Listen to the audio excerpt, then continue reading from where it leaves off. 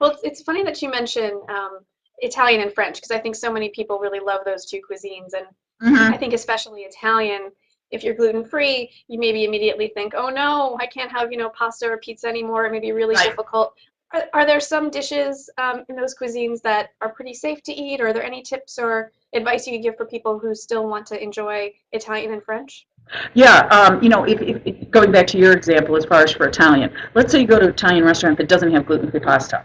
What I typically have like a couple go-to dishes when I go to an Italian restaurant.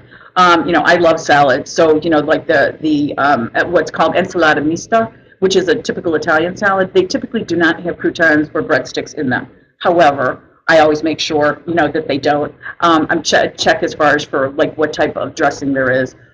Typically, like I love beef carpaccio, and so beef carpaccio should not have any gluten in it. However, every once in a while, that I found that they come and they want to try and be fancy, and they bring like this puff pastry, and I'm like, it's carpaccio. What are you bringing this for? Right. So salads, soups are pretty hard. I found this one Italian restaurant by me that I can go and eat their minestrone.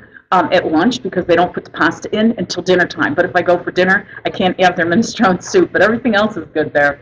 As far as for an entree, the entrees that are the easiest in Italian are really like if you think about like veal limone or chicken limone that has that it has a lighter sauce. However, for those, they need to make sure that there's no flour dusting on the chicken or the veal. And a lot of times in like a lot of the Italian restaurants, that it'll be made to order for the sauce. So in that way, they just make the sauce without any flour, without any roux.